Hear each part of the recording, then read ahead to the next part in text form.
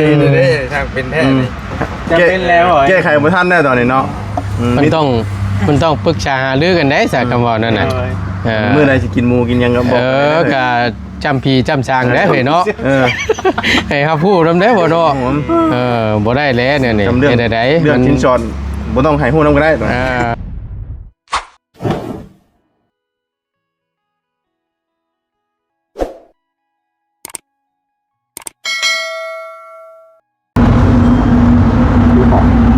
อยู่เขาเป็นอะไรล่ะคือเป็นคักเป็นแน่แท้ต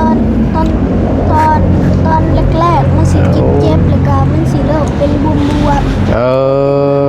อันนั้นก่อนมันสิเบ่งเป็นตุ่มขึ้นมานี่ได้มันเจ็บคันบ่ได้คันแต่มันเจ็บซื่อ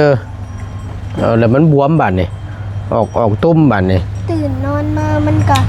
ก็สิแบบบวมแดงเป็นแล้วจังมือแล้วล่ะเป็นได้กับ2 มื้อเลยตามกระเทาะเนาะบ้านเฮานี่ผู้เฒ่ามาเป็นมาเอากันแน่ประมาณนั้นโอ้ยเป็นก็เป็นในตาดีเนาะพี่น้องเอ้ยเอาพอดีทั้งบ่ตูนพี่น้องเอ้ยได้อันนี้มาหาน้องเพิ่นอีกครั้งนึงพอดีว่านี่แหละบ่ยาวช่วงหูมาขอมาเตือแต่กันกระซ้ำพี่น้องพอดีได้ชิมอยู่2หมักเมื่อกี้นี่ระวังรอเอาอีเหล่ก่อนไปเปลี่ยนอะไรเพิ่นเป็นยังอีเหล่จังโอ้ยก็คือหัวเฮ้ยอีเหล่บ่ก่อนอีเหล่สเตอร์เบรกหน้าเบรกหลังไฟเลี้ยวเวนเป็นเชฟโปนบ่เลยเว้นว่าตัวว่าสิขึ้นเชฟโปนว่าข่อยว่าสิขึ้นเชฟโปนแล้วมื้อนี้เดินทางพร้อมกัน2คนก็บ่บุญวันป่าพี่น้องเอ้ยเนาะเดินก่อนนะเอามาจันไต้หวันฮอดไปแล้วน่ะตามเบิ่งเนาะไต้หวันเห็นเราไป 10:00 นช่วง 10:00 นบ่10:00 นก็จะฮอดแล้วโอ้ยเหมือนเราฮอดแล้วบ่ปานตอนนี้ก็บ่จอดได้ฮอดแล้วมีสิจะมีแต่มุ้งปลายนี่ปลายมุ้งก็ฮอดแล้วขึ้นไปพุ่นปัดถึงเขาเฮ็ดทางใหม่ซักใช่บ่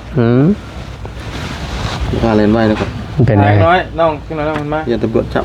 มีเงินอยู่คงไว้ติไปโตซื้อเครื่องไปสร้างเครื่องผู้เดียวเลยก็มาโอเคพี่น้องเอ้ยเขาเดียวมานั่งได้หึงนะเขาบอกน้องคนแรกว่าเพิ่นมาถ่ายอยู่สิพามานี่ครับชิโน่เพิ่นบ่เข้าไปตลาดเพิ่นบ่มันคือว่าสร้างหยังของน้ำเขาเฮ็ดน้องน้ำใหม่บ่ลงเหิมเราสร้างคนเดียวเนี่ยก็จะขายอีกเราบอกแล้วว่าสร้างแล้วมันอยากขายแล้วสร้างขายโอ้ยเนาะพี่น้องเอ้ยช่างแล้วมันจะขายอีกได้เหรอเนาะยากอีกติเฮ้ยขายเนาะช่างเป็นได้ดิพี่น้องเอ้ยเจ้าได้เฮือนแล้วเจ้าสิขายบ่ล่ะบอกเห็นก็บ่ได้ตอนนี้บ่ยังบ่ได้ยังบ่ทันมีติมาแล้วอย่าเว้าเด้ว่าบ่ได้ให้มาซอยน่ะเว้าคำนี่เด้อฟังแล้วมันเจ้ามาถ่ายเขาเองว่าติฟังแล้วมันเจ็บใจบ่ข่อยได้ยินว่านี่ข่อยอยากโดดยันซองคาในกล้องกูว่าน้อยพอแล้วก็โอ้ยบ่ถึงพี่น้องเอ้ยคำว่าบ่ให้มาซอยคนเฮาถามว่าบ่อยากได้ดีเจ้าต้องตั้งแต่ทับอิตาบอเนาะเจ้าต้องปฏิเสธแต่ต้นเนาะคือเจ้าไปถ่ายอยู่ใช้พลานเนาะบ่ไม่ถ่ายแม่นเพิ่นก็บ่ให้ถ่ายแม่นแปลว่าเพิ่นบ่อยากได้หยังเด้แม่นรู้อยู่ว่าได้แต่เพิ่นบ่อยากได้เพิ่นบ่ให้ถ่ายเนาะเพิ่นบ่ต้องการความช่วยเหลือจากเฮาปฏิเสธแต่แรกแล้วเฮาก็บ่ได้เฮ็ดหยังเพราะว่าเจ้ามาถ่ายทำเขาเองแต่ต้นว่าซั่นติพอบ่ได้ร้องขอเจ้ามาเอ้าคือของฉัน2บาท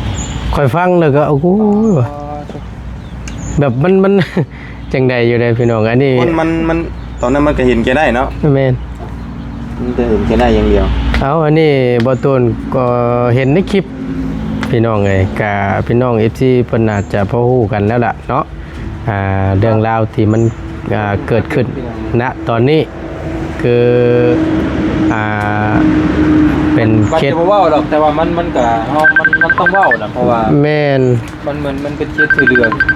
มันจังสิว่าได้เนาะสายบุญคือกันแม่น แต่ก็รู้สึกว่าเคยไปถ่ายทำน้องเพิ่นนี่ครับถ่ายเทื่อเติบอยู่แล้วแต่ว่าพอถ่ายตอนน้องเพิ่นอยู่พุ่น ช่วงอยู่ในนี้พี่บ่ อันอยู่พุ่นอยู่เพื่อนเก่าพุ่นเนาะกับประตูพี่ตู้พุ่นเนาะ บ่ฮู้ เขาได้ถ่ายอยู่ถ่ายอยู่ จำบ่ได้บ่ฮู้ว่าได้ถ่ายจักเทื่อ แต่กับบอลลายแล้วปานใดแต่ส่วนหลายนักกันเป็นทั้งสาวบุญเพิ่นพุ่นแหละ ผู้เพิ่นรับผิดชอบเนาะน้องหยังก็น้อง น้องไม้น้องท้ายบ่ น้องไม้น้อง ชื่อดีนะชื่อบิ่งชื่อบ้างหยังจังอย่าง แม่นบ่บ่ แม่นเด้ ตั้งไม้บ่นี่น่ะ ตั้งใหม่เด้นี่ มี มีไม้นี่น่าจะตั้งใหม่เด้ มีไม้นี่ตั้งไม้ แม่น แต่ก่อนนั่นชื่อบิ้ง น่าจะ ชื่อ บิ่งบ้าง ชื่อบิ่งชื่อบ้าง ชื่อประมาณนี้ตามข่อยได้ยิน มี2คนเนาะ แม่น แต่คนหนึงจะอยู่ไสตอนนี้ บ่เห็นบ่ผู้นั้นน่ะเป็นผู้น้องบ่ สิแม่น ของอีน้องนี่แหละแต่ว่าเป็นลูกกำพร้า พ่อแม่ตายจาก เลิกลาบ่อันนี้เพิ่นก็บ่ฮู้ เอ่อ เป็นประตูพี่ตู้นะ คือ มันเฮ็ดเฮือนกอเนี่ยมันมูลค่ามันอย่างหลายเนาะ โยสูงตัวนี้น่ะยอมรับเลยแหละพี่น้องเอ้ย ทำทางที่ดีเฮ็ดให้คนนี้เฮ็ดหาคุณ6เพื่อนใหม่ธรรม พี่ ดา น้องเห็นดีนะเพราะสำหรับส่วนตัวบ่ยาวว่า ลอง เครียดต่อไปนี่ ลองบอกผมดูว่ายัง ชื่อที่ชื่อทางนี่จดชื่อสายบุญเข้าไปนำโลดเพราะว่าจังไดเฮาก็บ่ได้นำเพิ่นหรอกเฮานี่ตัวเฮาเองนี่ เอาชื่อชายบุญเข้า แม่น เป็นตัวค้ำเลยติเอ้ย แม่นเฮาจังไดเฮาก็บ่ได้ดอกเฮาก็ไปให้ผู้อื่นถ้าเพิ่นบ่เอา ถ้าสมมุติว่ามันเพิ่นบ่ต้องการแล้วจังซี่เนาะ เพราะว่าตามหลักตามจริงนะเฮาแม่นอยู่ว่ามันเป็นของเพิ่นจะเฮ็ดหยังก็ได้มันบ่มีเหตุจำเป็นไปขายว่านั่นน่ะนะเลยมันก็ แม่น ความหมายมันเฮาบ่ได้สร้างให้ขายเนาะ เขาสั่ง คำสั่งให้ขายก็สร้างบ้านจัดสรรหมดแล้ว เนาะมันจังได้กำไรเนาะ อ้าว แม่นความ คือแม่นอยู่ว่าเป็นสิทธิ์ของเพิ่นก็จริงเนาะมันเป็นของเพิ่นแล้วเฮาให้เพิ่นไปแล้ว แต่มันก็บ่สมควรนะว่ายาวคิดมันครับมันบ่สมควรแน่ มันบ่สมควรที่จะขายนะ เป็นสร้างให้อยู่ ถ้าว่ามีเหตุจำเป็นแบบ สิเป็นสิตายแหละ ที่ตายแบบโอ้ยก็บ่มีเงินรักษาแม่นเฮาก็ ตัวนั้นเฮายังพอแนมเห็นเนาะ ว่าไงใกล้สิตายว่าซั่นจ้ะเนาะบ่มีสมบัติอย่างแรงชายเปรียบนึงไหน เฮายังพอแนมออกอยู่เนาะอันนี้ก็ถือว่าเหตุจำเป็น แต่ว่านี่ก็คือว่าแล้วมันบ่มีเหตุจำเป็นหยังคือว่ารู้ถูก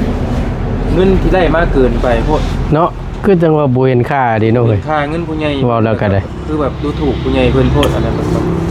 เงินมันได้มาง่ายเด้ คือแบบหนึ่งนะคอยรถโอ้ย ฟังแล้วข่อยยัง ได้มาแบบบ่ได้ใส่หยาดเหงื่อหยาดแห้งบ่ได้เจอความสุข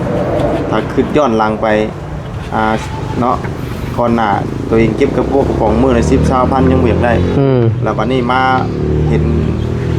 มีเพิ่นซอยแล้วบัดได้เงินหลายแล้วบัดนี้เบิดเพิ่นส่งมาให้เบิดเพิ่นส่งมาให้สิแล้วว่าความคิดเนาะตอนนั้นเนาะ แม่นเพราะตามรักมันแล้วก็เนาะมันก็บ่ควรคือว่าแหละมัน เห็นว่าเฮ็ดได้ไหนมันก็บ่ควรดอกมาขายน่ะมันเฮ็ดมันควร เพราะว่าเพิ่นสร้างให้อยู่มีที่ชุกหัวนอนหม่องรับหม่องนอนดีๆผลบ่ฮู้ว่าใช้ก็สาธุแล้ว ผู้ใหญ่เพิ่นเฮ้ยสิภูมิใจเนาะ แม่น สร้างขึ้นมาแต่ละหลังเจ้าอยากขายสร้างขึ้นมาแต่ละหลังเจ้าอยากขายเพิ่นช่วยให้มีหมอนรับบ่นอน เพิ่นก็อยากให้ตัวเอง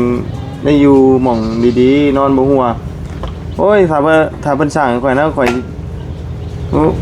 เก็บไว้พุ่นจน เนาะว่าแล้วก็ชั่วลูกชั่วหลานพุ่นเนาะ ประมาณนั้น ดีเลย ความรักตามจริง คือเฮาเองนี่ตัวทุ่งเฮาเองนี่พี่น้องเป็นสะพานบุญนี่สิว่าง่ายๆนี่ถามมาได้นะรับการช่วยเหลืออันผู้ใหญ่เพิ่นให้เป็นรางวัลมีพี่น้อง มีแต่ว่ามูลราคา 4-5 แสนบาทนี่มันเคยมี บ่มี บ่เคยได้ แม่นยากอยู่ตัวนี้ บ่ น่ะ มีพี่น้องเอ้ย หาใช้บ่ได้แล้วนะที่ได้รับการช่วยเหลือนะบ่อยู่ คือจักเขาสิว่ายังไงเนาะแบบเขาเอาอย่างดีคิดกันโปรตีนบ่คิด คือเอาง่ายๆตอนนี้คนที่ว่าเฮาไปสร้างเรือนสร้างซ่านให้เพิ่นมีกว่าเฮาแต่ว่าเพิ่นดำรงชีวิตบ่เป็น ปุ๊บเนาะบริหารจัดการชีวิตประจำวันบ่ได้ได้ข่อยว่า ผู้ที่เคสที่เฮาช่วยเหลือแต่ละเคสที่ผ่านมานี่ วางเขตนี่ผู้เพิ่นบริหารเป็นเพิ่นรวยกว่าเฮาเด้อ มีกว่าเฮาอีก มีกว่าเฮาอีก แม่นยอมรับเลย มีกินมีใช้มีรถขับรถดีกว่าเฮาอีก เออ เออ มีกว่าเพื่อนชาติหลังใหญ่ เพื่อนชาติหลังใหญ่ ติดฟ้า เบิดทุกอย่าง ทุกอย่าง ปู่กะหลกกะโล แมนแต่เบิ่งเพื่อนค่อยมีบ่ฝาก ซื้อโปนทุกกันเปลี่ยนเลย เออ มีบ้านบางคูนเห็นบ่ แม่น รถจักรก่อยยังขี่ห้างเราขี่ชีวิตปุ่นทุกมื้อนี่ ยังชูเราบ่ได้ บ่ได้ อ่าแล้วนั่นแหละพี่น้อง เราหาร วย ด้วยกว่าเฮาอีกพี่น้องแต่ว่าเพิ่นกับเพิ่นมีมาจากขายอันนี้มันเพิ่นบริหารเป็นเพิ่นก็มี โอ้ยแฮงสำบายแหละ มีคนแบบว่าตั้งทานให้เลยคือข่อยได้ยังบ่มีหยังอ่ะเฮาบ่มีมันได้มีตั้งทานเนี่ย เออสิว่าได้เนาะพี่น้อง ตอนสมัยเคยเรียกอยู่พุ่นเด้ลมกาวจนจ้อย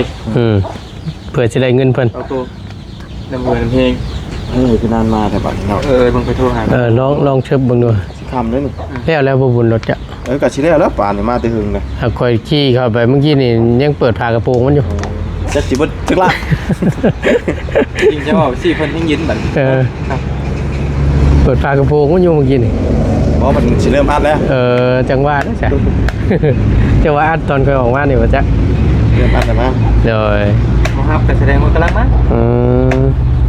เอาพอดีเดินทางขึ้นมานี่เนาะพอดีแจ้งพี่แจ้งน้องนำพี่น้องเอ้ยพอดีทางบ่ตูนก็จะนี่แหละเรื่องงบที่มันยังมีอยู่ดำเนินการเรื่องห้องน้ำเพื่อนน้องป๊อปที่คอยจะขึ้นไปซื้อเครื่องอุปกรณ์กันเป็นเพื่อนน้องป๊อปนี้ย้ายพื้นย้ายไผ่นั่นแหละเข้าให้น้องเพิ่นก็มีแต่เท่านั้นละพี่น้องเอ้ยสำหรับเคสของทางน้องลังนี่บ่ตูนบ่มีตะกี้สักบาทเลย แม่นค่อยก็ ห่วมสมทบมีบ่จ๊ะหมูมีเลยเนาะ แม้แต่ไข่แพงนึงยังมี ขนมห่อหนึงยังหมูมี มีที่ชื่อเอง ชื่อไปต้อนนั่นแหละหมูมีอีดีพี่น้องก็ยอมรับเลยว่าตนหมูมีห่วมสมทบนำทีมงานเลย คือเมื่อนี้จะว่าแต่ชื่อของต้อน เออ เงินสิเติมน้ำมันตัวเองยังบ่มีพี่น้อง เนาะเมื่อยดีเลยพี่น้องโอ้ยสิว่าได้ๆช่างมันมาดำเนินการบ่เฮ้ยน่ะ คือบ่โซเนาะ คล้ายๆเนาะ ใช่แล้ว เอาถ่าก่อนจังหน่อยหนึงฉันพี่น้องเอ้ยเนาะถ่าน้องเพิ่นมาก่อน เอาเกือกว่า โอ้มาแล้วบาดนี่เบิ่งว้าวยาเมื่อกี้นี่เจ้าว่ามุ่นน่ะดีจักเคย หมุนหัวมาแล้วจักบ่ เนาะ เรียบร้อยป่ะ เรียบร้อย เรียบร้อยแล้ววันนี้สร้างว่าเธอเฮ้ย พี่ปอออกปะ พี่บอกหมุนแล้วจัก ว้าวดีนะ ซื้อเล็กไปเด้อ สบายดีน้องสบายดีเนาะกำลังเชิญมันพอเจ้ามาคุยอยู่นี่ ตามตัวลูกชายด่วนวะ ตามตัวลูกชายล้วน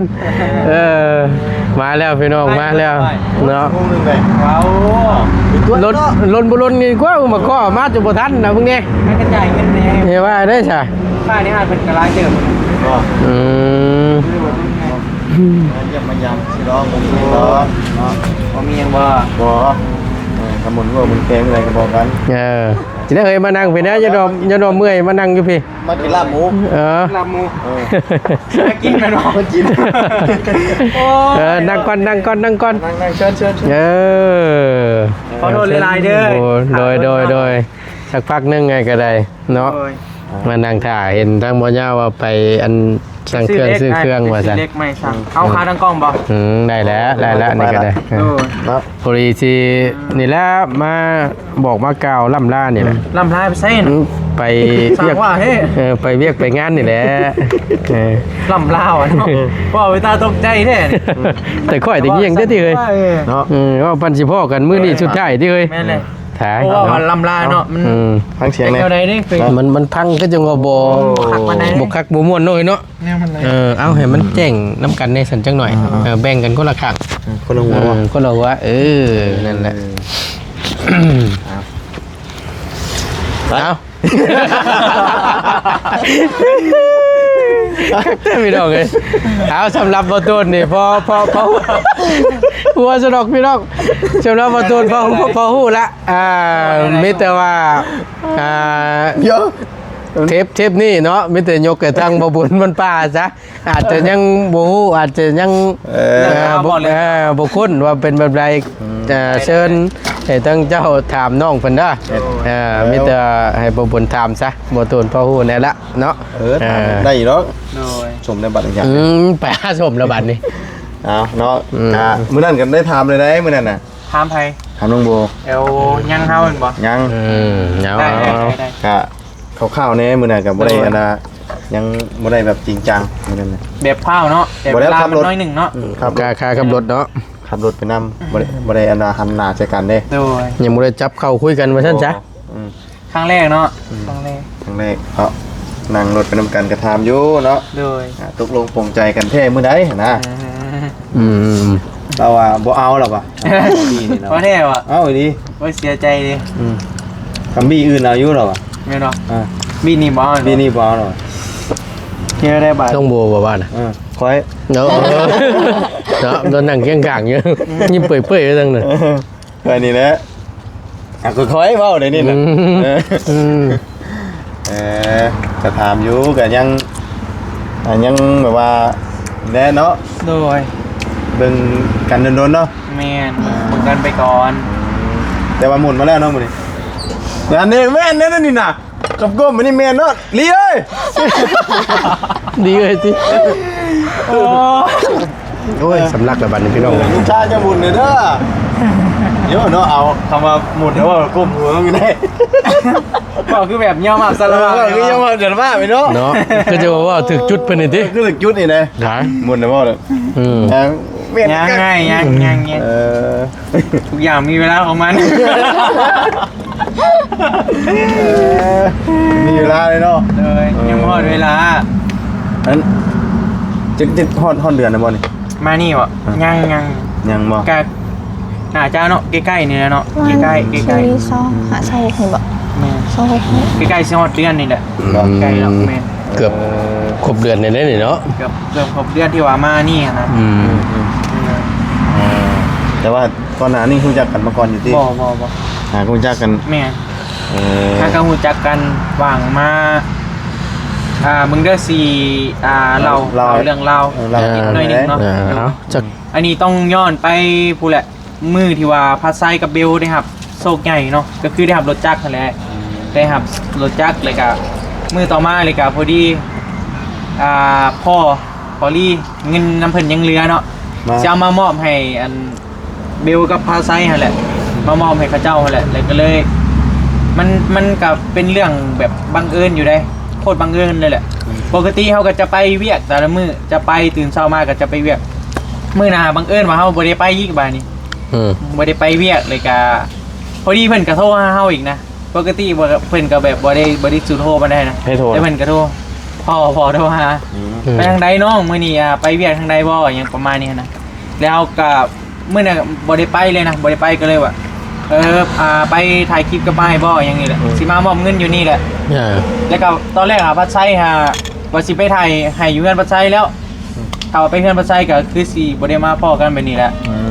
นี่ก็แต่พอดีเพิ่นก็อยากมาเบิ่งเฮือนหยังก็เลยว่าได้มานี่ก็เลยมามอบเงินนั่นแหละมามอบเงินเลยก็สิกลับแล้วมื้อนั้นก็แต่จะมาใส่มื้อนั้น มาแฮ่ มาแต่ไปหาหมู่ ไม่ได้ไปหาหมู่แล้วพอดีก็ย่อหยังอะไรเลยก็ถ่ายคลิปไปนี่ ตั้งใจออกมาหาบ่หรือว่าบังเอิญ บ่บังเอิญอะไร สิเมื่ออะไรไหน สิเมื่ออะไร จนจับเป็นหยังก้นสิย่างไปรถแล้วพอดีเห็นรถจักรเพิ่นเข้ามาบัดก็เข้ามากับใบเตยเลยก็พอดีก็ลองถ่ายคลิปมาแหละลองถ่ายคลิปแบบนี่บ่น้องสาวหยังประมาณนี้หั่นนะถ่ายคลิป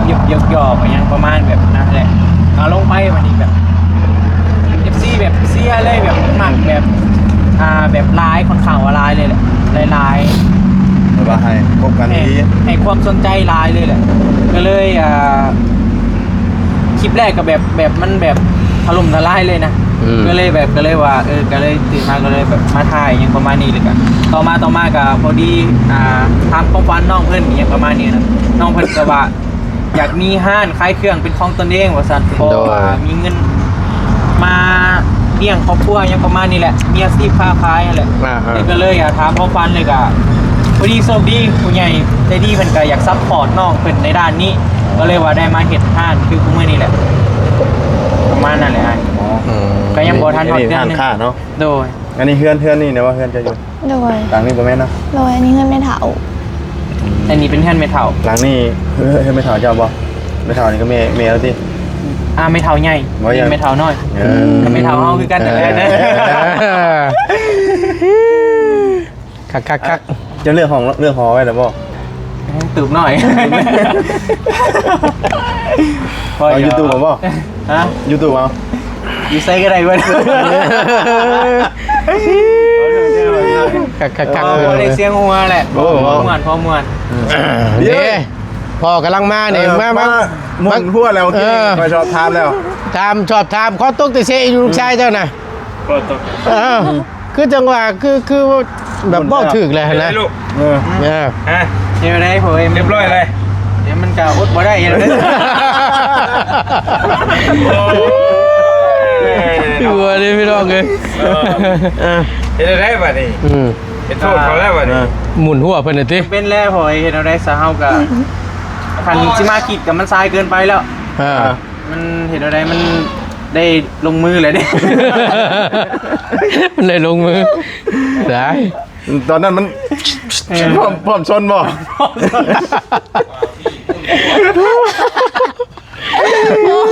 พร้อมชนนะตอนนั้นไม่ได้ชนยังบ่ พอมาขีดเห็นหน้าพออีกขี้กันมันทรายเกินไป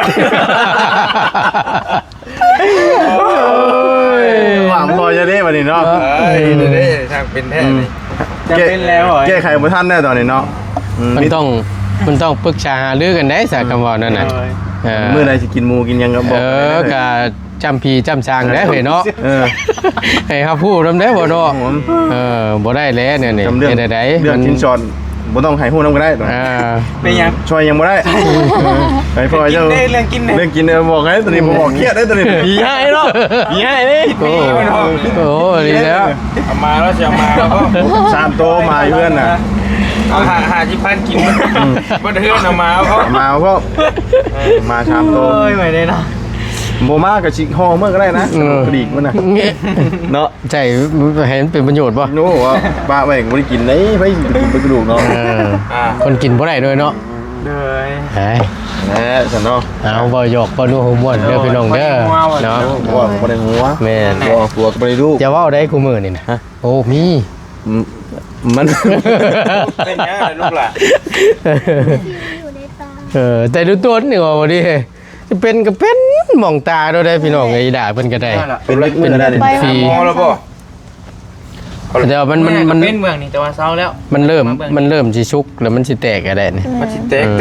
แล้วดอกค่ะมันแตก ถ้ามันแตกแล้วก็สิยุบล็อก เคยเป็นอยู่ อันน่ะ เคยเป็นอยู่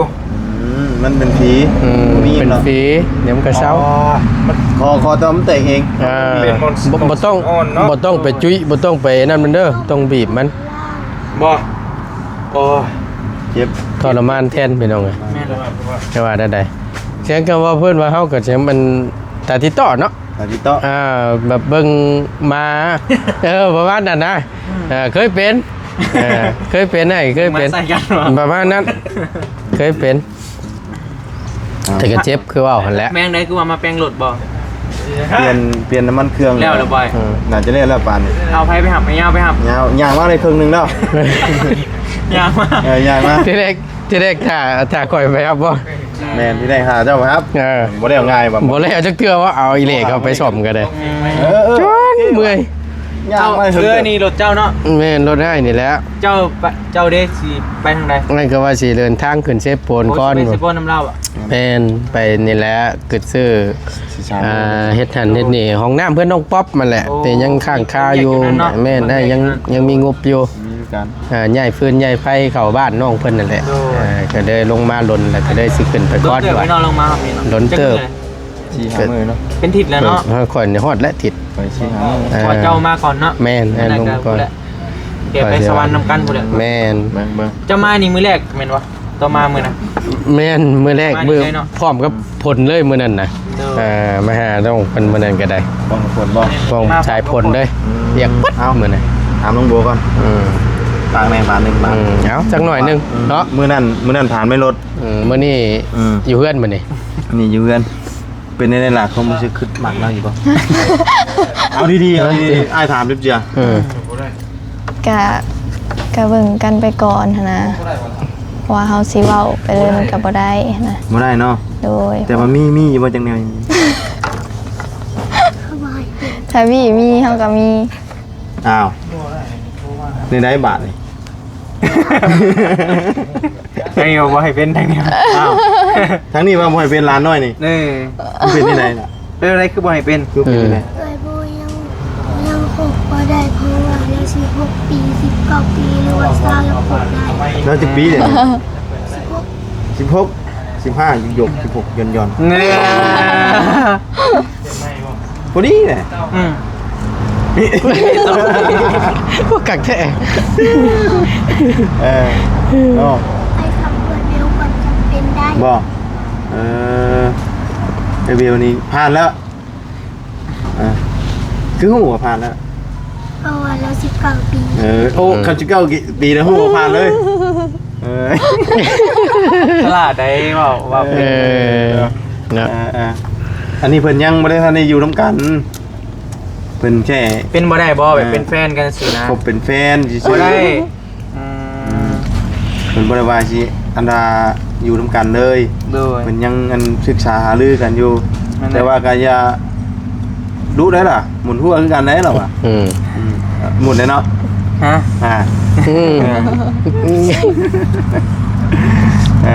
เนาะกะ